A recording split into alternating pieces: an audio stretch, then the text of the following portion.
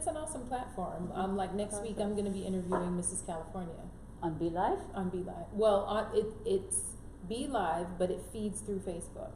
Stop. So she can be on the West Coast, and I'm here. So if you wanted to interview someone tonight in Jamaica, you know, because you can do it with Be Live. You can do it with It's Be an Live. app? It's an app. We are live on the Caribbean Edge. We're talking about Be Live. We're learning something. We're learning something from Mrs. Black America 2019. We just want to say welcome to another episode of the Caribbean Edge. And as you know, we kind of tune in a little bit early, so we are about 3 minutes early. So we'll give our viewers some time to log in because they're expecting us at 8 o'clock. Okay. So we'll start. So how was your week? My week was busy. Really? It was very, very busy, but it was very rewarding. A lot of work to be done in the community. Yeah. Yeah. Well, we're going to dig into some of that. Cheryl Ann, how was your week? It was fantastic. It has been fantastic. It's still going. Right. Still very much going. Let's see if I know what I'm doing on this here to share us. And then I'll help you share as well on your page. You should be able to see it and share. Wow. It wants to share me in budget blinds. That's interesting. No, that's not where I want to share you. So for me, was a very interesting week. It just shows you how precious life is. So my day on Monday started out with a call from my sister who lives in Turks and Caicos but was here for coaching a football team. And she's called and she says, Dawn, I don't want you to freak out. Your brother is okay, but he was in a very bad car accident. Oh, wow. And sorry to hear that. yes. And she says he can talk and he's on his way to the emergency room, to the hospital.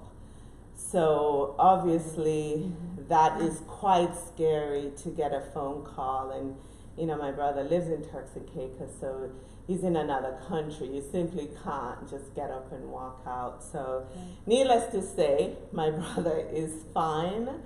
But it was so traumatic for me. I went through the crying.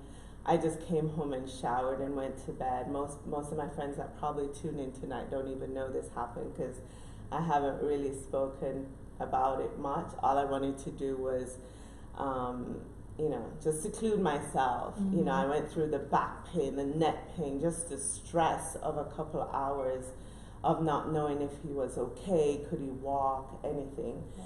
So, you know, we say this on the show all the time, how precious life is, and there's so many people struggling right now. We have another friend who her son is in the hospital, and we've been praying for his recovery, as well as everyone struggling. So say hi to your friends, check on your strong friends, because there are times that we need you as well. Yeah. And I think we're on point for 8 o'clock. Well, right. welcome, welcome, welcome. Thank you if you tuned in early. My name is Dawn Wilson. And Cheryl Ann is busy sharing us right now. For you that don't know, we share so that a lot of viewers can tune into the episodes and join us. And joining us tonight, we have Miss Donna Myers Lindsay, who is the reigning 2019 Mrs. Black America, right? I got That is that right. You got it right. Well, thank you. Yes. So tell Hi, us. ladies and gentlemen. 1 second. I am Cheryl Ann Marshall, co-host to Dawn Wilson. And you're not hearing from me because I'm having an issue sharing in the group, The Caribbean Edge. But in the meantime, Dawn is going to talk a little bit to Mrs. Black America. Donna. Hi. Thanks for joining us. So tell us about yourself. Wow, there's quite a bit to tell, but I am a 26-year educator, love children, been working with children since about the age of 16, and my primary area of focus has always been special education. So I've always worked with students that have learning disabilities as well as emotional disorders, those types of children that most people don't really want to interact with because they're maladapted or their behaviors are just so egregious. So I've been working with those populations for the last 26 years in Palm Beach County as well as in Broward County. Okay. And what else? I'm married to Mr. Black America, Antonio Lindsay. Who came to support, so Yes. he's off in the wings. And we have two beautiful children, Dominique and TJ. And we just in Daytona, we have a granddaughter that was just born on Saturday in Daytona Wow, Beach. Congratulations. Yeah, thank you. So how old are the kids? Dominique is 24, TJ is 13, Okay. and Nyla is 4 days old. Well, congratulations, especially for the growing family. Thank you. And you're from? Jamaica. I was Okay. born in Mandeville, Mhm. Manchester, at Hargraves Hospital, the famous Yes. Hargraves Hospital. And I was in Jamaica until I was about 2, and then we relocated to Canada where I went through a lot of my primary schooling and then came here in time to go to high school and university. Awesome. And that was it. So tell us about Mrs. Black America. Until I knew of you, I had no idea it existed. Okay. So we're curious about it. Well, that's good. And Mrs. Black America is a beauty pageant that started way back in the 1960s. And interestingly enough, there was a Miss America that we all know very well. We see it on TV. We see all of the beautiful women strutting across the stage. But there was also a Miss Black America that was occurring at that time. But what happened back in the 60s, blacks were not allowed to compete in Caucasian pageants.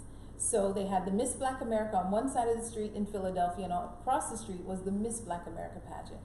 And it kind of went that way over a period of time. And eventually there was some integration in the pageant world. And then the Miss Black America pageant went away. Those of you that know Oprah Winfrey, okay. Okay, everyone does. Okay, Oprah Yeah. Winfrey was Miss Tennessee, Okay. okay, at one point in her life. So she actually wore the sash for Miss Tennessee.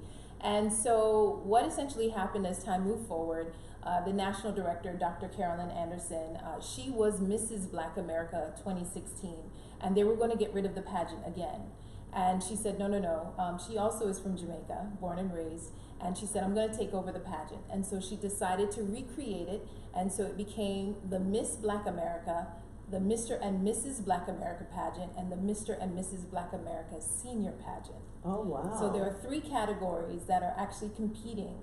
And so in October 2019, we went to freezing cold Milwaukee, Wisconsin Oh my gosh. to compete as Mr. and Mrs. Florida.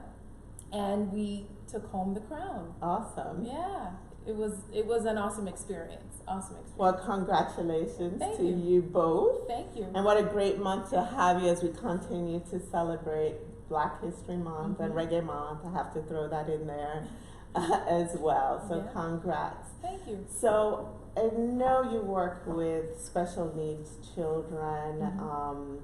We're seeing where a lot of people, not just children, but adults as well, who have anxiety, suicidal thoughts, are committing suicide.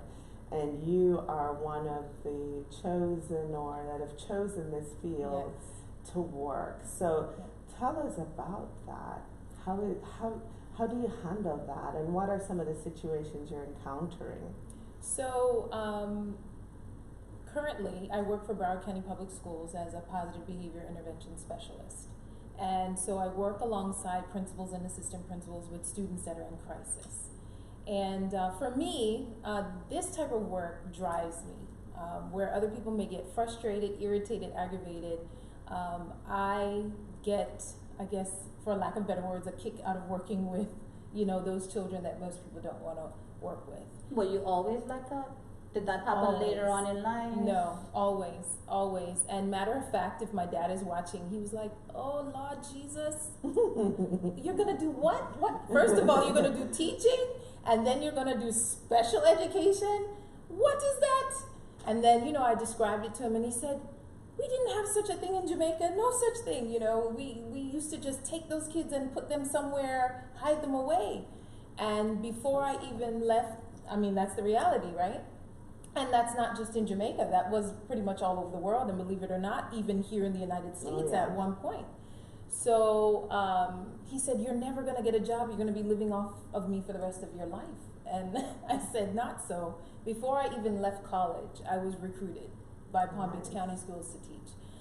It has been a passion, and my mom, when she was living, said, "Okay, if this is a passion for you, rather than getting a job at 16, I want you to go and work at one of these centers to see if it's something that you'll like." Great idea. So I think there was an ulterior motive there. They were hoping that I would go and not enjoy it, but I went and I fell in love. And from that day, age 16, I knew what my purpose was. I knew the types of children that I was called to and called to work with. The families, because of course they come with, extended parents, grandparents. So I knew the population that I was called to at a very young age. Why do you think that they would hope that you do not enjoy it?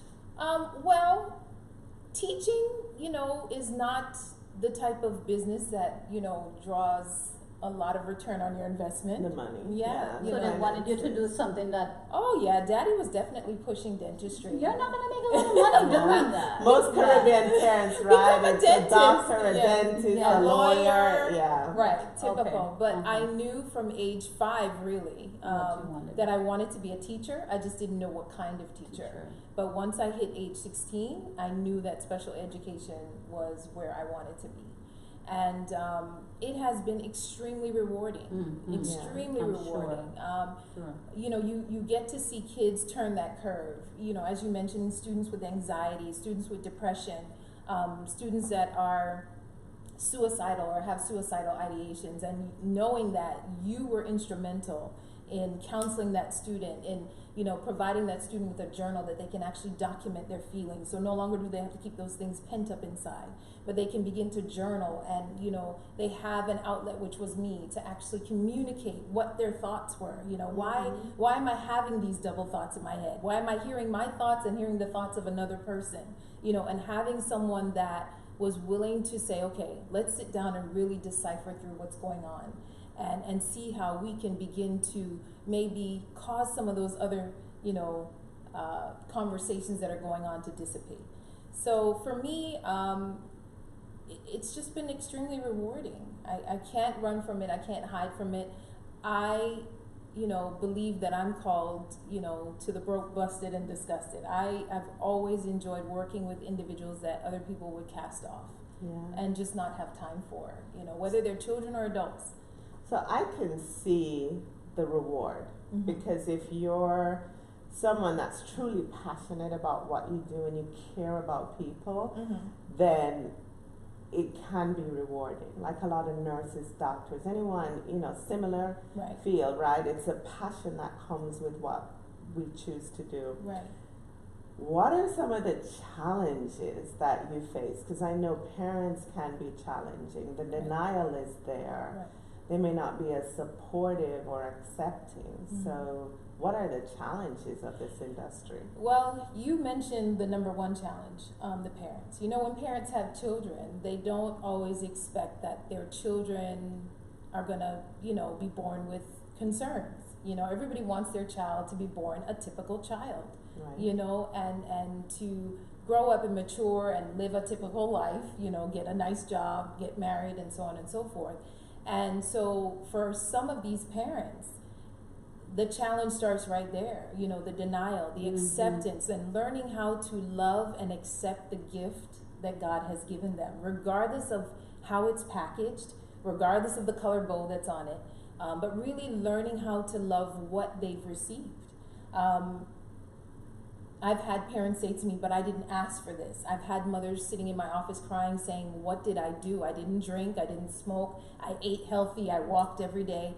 Why me? What did I do to deserve this?" So a lot of times this work extends beyond working with kids and working with moms and dads, who are often traumatized by, having children that have concerns, that have disabilities.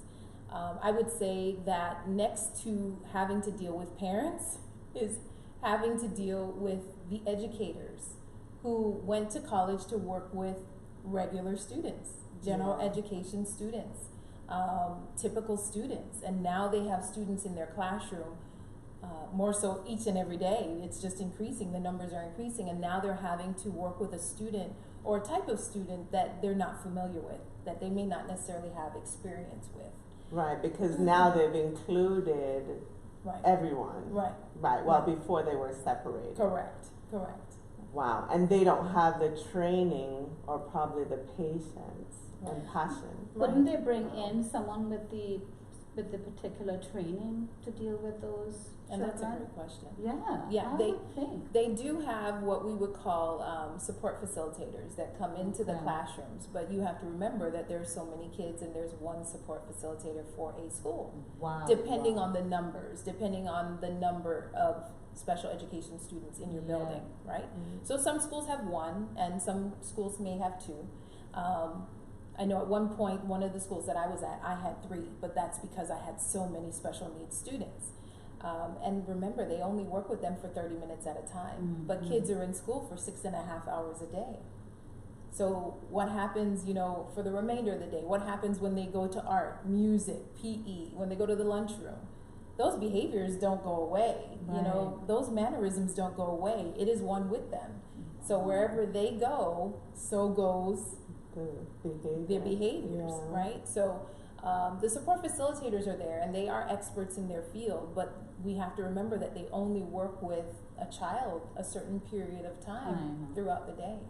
And so the bulk of the responsibility is now on that classroom teacher to teach these other kids and maneuver through some of these behavioral issues.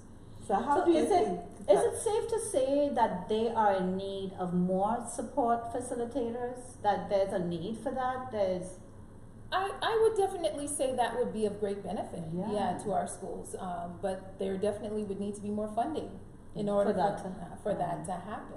Right, there would definitely need to be more funding. So, we're working with what we have, and they're doing phenomenal work, but, their support is limited. Yeah.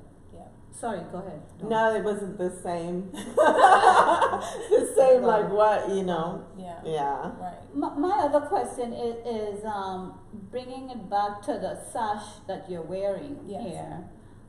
Ladies and gentlemen, when Donna walked in, she asked me, and I never even thought about it, whether or not she should wear her sash and whether or not she should wear her crown. And it stopped me in my tracks, and I thought to myself, wow, I didn't think about it. But by all means, whatever you feel comfortable with, just, if you want to wear the sash or the crown, both and either or, go right ahead. Why did you decide to enter this Mrs.BlackAmerica contest? This has been the number one question since I've returned, and interestingly enough, people are shocked by the answer. So I had no desire to be in a pageant. Right. Okay, I know I look this way, and most people look at me. They're like, "Oh, she's cute," whatever. Beautiful, Her gorgeous. makeup, this and that. I am a tomboy. I would rather be sitting here in jeans and tennis shoes and a cap than in this blinging sash Like and this cute Shakira. skirt. Yeah. She did the same thing. And so, how did I get into this pageant? I love to pray. I have a phenomenal relationship with the Lord, so I love to pray. And I happened to go before the Lord, and I was praying about building my brand and building, my business and really getting my voice out into the marketplace. And every time I went before the Lord, He, just kept bringing this pageant back to me. Oh. And I said, why did Minister Pat tell me about this pageant? I don't do girly stuff, and so every time I would just, spend time with the Lord, He just kept, having me to focus on this pageant. So I said, okay, fine, I'll talk to you about the pageant. Let's talk about the pageant. What about the pageant? And He specifically said to me that in order to reap a harvest, you have to sow seeds. Well, I know that, Lord. That's in Scripture. I know that. But I didn't understand what He meant until I actually took that step and said, okay, I'll call and speak to the national director, go through whatever I have to go through to get to this place. So it really came out of obedience to the Lord, really. You know, me wanting to build my brand and get my voice out into the marketplace because I believe it's time. And him saying, okay, I'll take care of that, but I need you to do this first. And not realizing when we went to the pageant, we just went to finish what the Lord had instructed us to do. We went out of obedience. We left our 13-year-old with very, very dear friends of ours for 5 days. Wow. And we were in Milwaukee, Wisconsin, in the freezing cold. And, you know, we just said, we're going to show up. Right. And we're just going to be obedient. And they're going through the names at the end of the program. And, you know, everyone's nudging my husband, nudging me. I think it's you guys. And we were like, no, we have to get on a flight at 6 o'clock in the morning. Our 13-year-old is waiting for us. And nonetheless, they called our names and we were the winners, which was totally shocking to us. Wow. But this is actually one of the avenues that God is using to get my voice into the marketplace and to get that message of hope and truth, you know, into the marketplace. Ask for what you want and be prepared to get it. That's it. That's it. That's So it. how did your husband transition then? So you both decided to do it. So how did that conversation go with him? We both didn't decide to do it. And he's sitting right there, so I have to tell the truth story. So I presented the idea to him, and he, you know, why do we need to do that? We have enough going on. Why do you need to do that anyway? That's not you. You're not that kind of lady, you know, whatever. But I have to say that he just jumped right on board. And he was extremely supportive. I mean, that week is packed. You know, for those of you that have never been in a pageant, it is serious work. I mean, there's rehearsal after rehearsal, even the interviews. I'm so thankful that he was there and that we competed together, because those judges were asking some questions, and I consider myself to be an impromptu speaker, but they were asking questions, and I was like, oh, okay. And he read me, and so he would jump in, my husband, and answer those questions. And then once he gave me a little story starter, then I said, okay, I can close it out. Yeah. You know, and so we just bounced off of each other. But initially, it was kind of like, why do we need to do that? You know, this is just another thing to add to the plate. But as time progressed, he definitely got into it. We have built some very, very nice relationships with some of the other contestants from you know, all over the United States, and you know, so Made it's been some nice rewarding. connections, Oh yeah. it's And been you'll very continue to make connections, because you also have to crown Mrs. Black America 2020. 2020, September 16th through the 20th, we will be, you know, going back, and I will be crowning the next queen. Right. Yeah. So if people watching are interested in joining, where would they find this? If you're interested in becoming a part of the pageant, you would just go to mmbapageant.com. So that's Mary Boy Apple Pageant.com, and the applications are there. And, you know, everything is documented there. So as far as application fees and requirements, all of that great stuff, it's all on the website. Wow. Yeah. So a pageant for couples. This is awesome. It is awesome. And it really gave us the opportunity to feature the work that we're doing in the community. So if there's anyone out there, you all are doing work in the community, whether it's, you know, feeding the homeless. My husband is a football coach. He's been a head football coach for the last 5-6 years. I'm a teen mom, you know, so we're working with football players. We have football players at our house almost every weekend. Wow, But nice. that's fun. You know, that is a That's lot of not fun. expensive meals. It is expensive. They eat. But it's worth it. It's Yeah. worth it because you know that you're giving back to that next generation.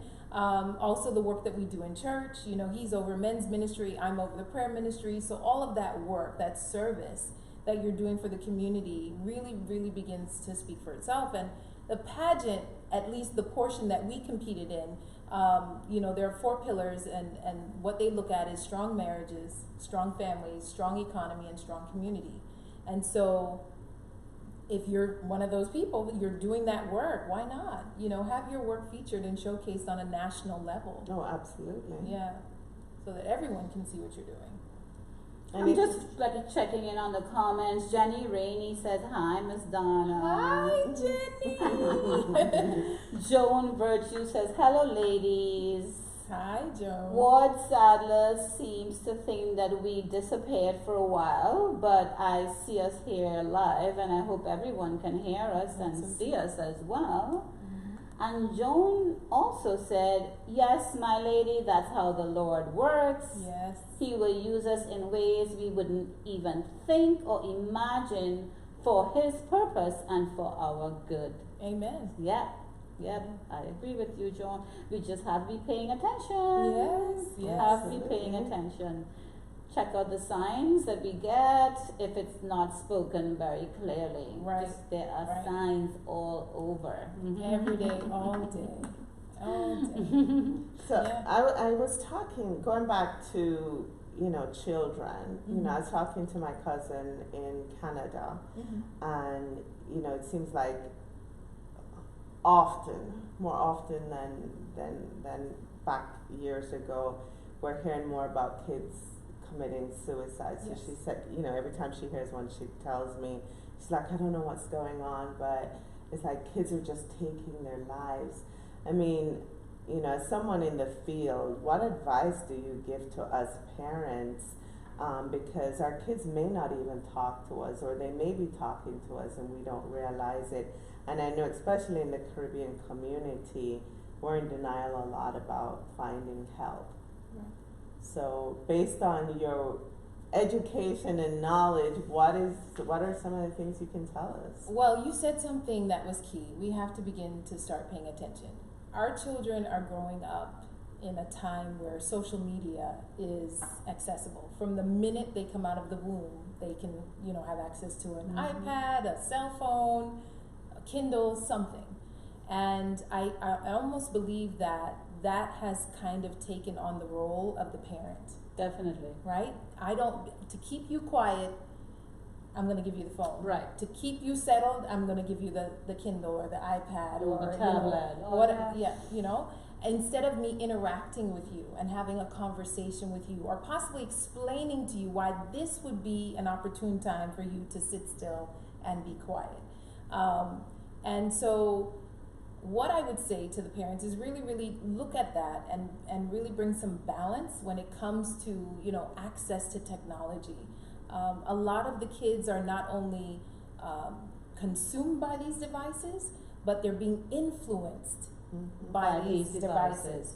And sometimes, things pop up on the page that maybe they weren't even there, it was just innocent, something showed up, and now they're exposed. And once you're exposed, you can't unexpose them. you can't unexpose them. Your eye sees it, it transfers to your brain, and that's it. So definitely, going back to having conversations with your kids on a daily basis, really reaching, and don't allow them to say, how was your day? Good.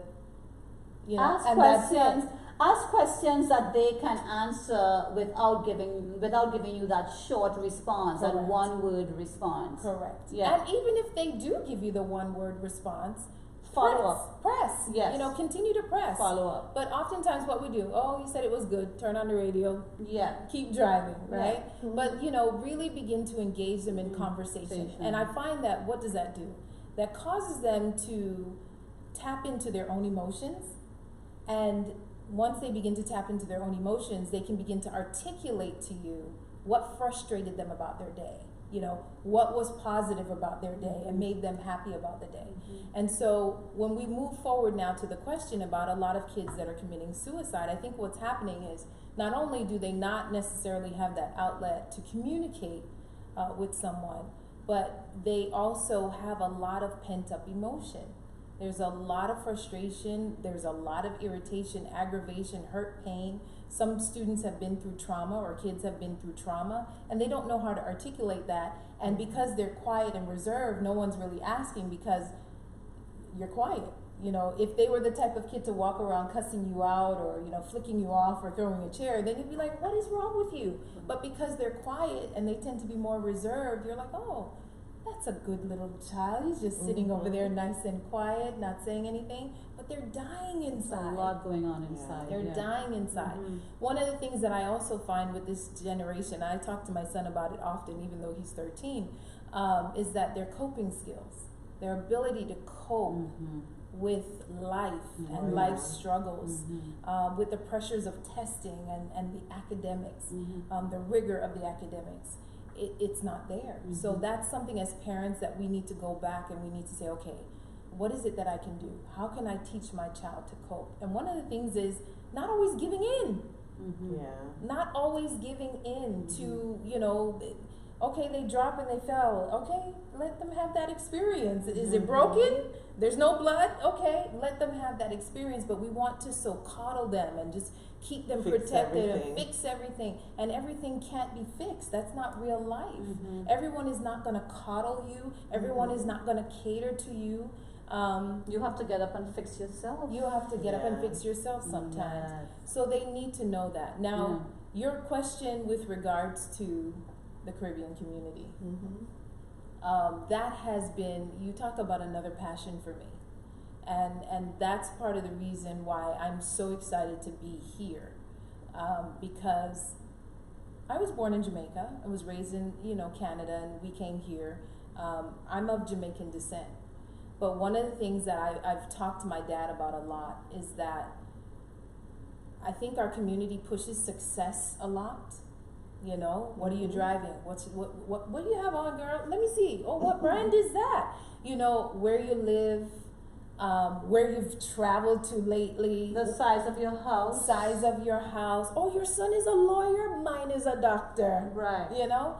But meanwhile, that doctor, that lawyer, that nurse of a daughter or son is dying inside. They have success, or what the world has deemed as success, but they don't have emotional stability.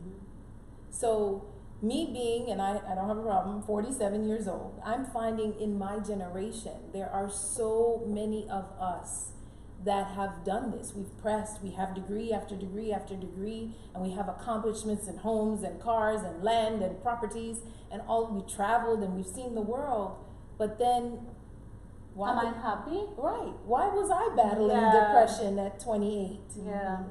Why? Am I mentally stable? Am I mentally stable? Am I healthy? Yeah. And so this is something that I really think that we need to address. And because it's near and dear to me, this is what I was exposed to. This is how, I was brought up. Really need to address what's going on with our people and to really live our truth. Yes. And know that as we live our truth, it's not an embarrassment. It is, I'm living my truth so that I can reach back and help my sister or my brother who may be struggling with a child that has a similar issue. Gone are the days where we're locking people up in pit latrines because they are crazy. Right. That's no more.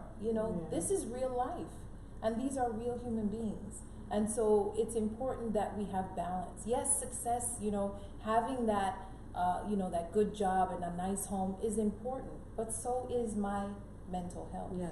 So is my emotional stability. Yep. Very well said. So I think we need to find a balance there. A lot of truth there, absolutely. I agree. Because we all want to be 100%. successful. Right. It's like in our blood to be successful. We're driven by our parents. If we had them, family, friends. To some degree, we're competing with each other.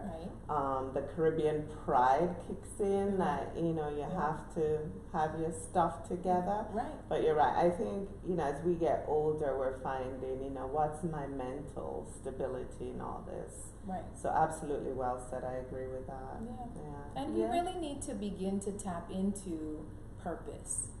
Was our purpose to come here and to have all of this stuff? How important is it? Oh, I got the latest Louis Vuitton, and why were you created? And I really, really think that that's important for us to tap into. I think we tap into it a little bit too late.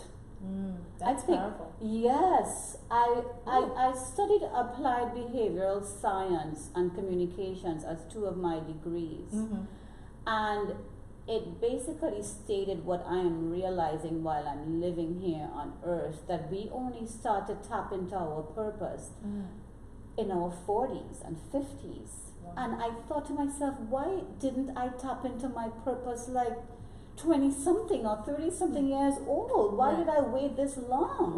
Right. I think we tap into it too late. I think we do. I mean, it's never too late, but I think we should try to tap into it earlier. So why do you think that is? Why do you think we tap in so I late? think because we're dealing with the struggles of life. We're too busy dealing with the struggles of life, which we don't know how to deal with. Mm. And that's Powerful. taking over, yes, and that's taking over everything. So we don't have time to sit back and think, well, why am I here? Right. Yeah. So can you imagine if we took that philosophy Yeah. and now brought it down to a kindergarten class? Yes. A 5-year-old, Yeah. and you're engaging your child in conversation. Yeah. You know, how was your day? It was good. Okay, so who did you impact today? Well, mommy, what does the word impact mean? Exactly. You know, whose Donna. life did you influence? Mhm. Who did you help tie their shoe? Yes. Who did you help, pack up the supplies? Yeah. Right? So if we started this conversation earlier, We might tap into it earlier. we would not only tap into purpose, but we would tap into stronger emotional health, Mm-hmm. right? Because Mhm. the kids would understand that it's bigger than just me. Mm-hmm. I have a whole world, Yeah. that I'm living in, and people that I'm accountable to, Yeah. right? So, that's essentially the journey that I'm on. I like Getting it. the generation that I'm in to really To say, stop. wait a minute, stop. Yeah. How can we now? We missed it. Yeah. We're tapping We in. totally missed. We're but tapping we can, in. but we can help the young ones. But we can Yes. definitely reach back and help the next generation. Yes. Yeah. I'm with you. Yeah. I'm with you 100%. Everyone is just basically agreeing with us, totally agreeing with the purpose and the ups and downs of life, and we're dealing with it, and that's why we can't. They're agreeing with you in very informative. Barbara comments the internet and the video games. Yeah. She's like that's a no-go. We need to interact more. So everyone's basically agreeing. Thank you, ladies and gentlemen, for joining us. And Yes, Barbara so is an educator herself. Yes. Their schools are so successful. Mhm. She posts a lot on social media. The kids that go to her school are just extremely brilliant. Yes. Mhm. I mean, they're so well spoken. I had the opportunity to go to their graduation class, and I was blown away. Wow. So they're definitely Good people stuff. like you making impact Yeah. on our younger generation. Awesome. And through these conversations, which is why we have this show as well, Mhm. is so that we can all share, learn, and educate from each other. So we are so appreciative that you are Very here glad that you came. sharing Thank this you. Very information glad with that you us. came. Your closing statements, Dawn. Me, thankful for life, thankful, I'm a firm believer in breaking the cycle, which sums up what you just said and Sherilyn just said as well. Not everyone has a okay or perfect or nowhere near Right. perfect childhood, but as parents, as educators, we can start to impact Right. the younger generation so that we have and leave behind a better community. Yeah. So thank you. No, thank you. I appreciate both of you. Any final thoughts you want to leave with our guests that you think you didn't? I think you got out a lot. Yeah, I think I we did. all got out a lot. Yeah. But anything you want to say before you? Just continue. What came to mind was just continue to pursue purpose. Yes. Whatever that is for you, find out what that is, tap Mhm. into it, and really begin to execute. There's a whole generation Mhm. that is waiting on you. I'm Mhm. saying you. There's a whole generation that's waiting on you to align yourself with the purpose that you were designed for. Yeah. And Yeah. how do viewers find you if they're interested in connecting? Wow, there's lots of places. I have a website, donnalindsay.com. I'm on Facebook under @DonnaLindsaySpeaks. I'm on Instagram _Donna_Lindsay. And if you want to email me, you can find me at donna@donnalindsay.com. Okay. Yeah. Thank you. Thank you so much for joining us, ladies and gentlemen. Thanks for being the best part of the Caribbean Edge. Yay. Don't forget to tune in next week. I am Cheryl and Marshall. And this is Dawn Wilson, my co-host, and Mrs. Black America, the reigning Donna Lindsay. Take care. Thanks. And remember to share this episode because so many people can learn from this. Yes, this was a very Appreciate impactful it. one. Thank you. Have a good night. Ciao Thank for now. you. Ciao for now. Bye-bye. Bye.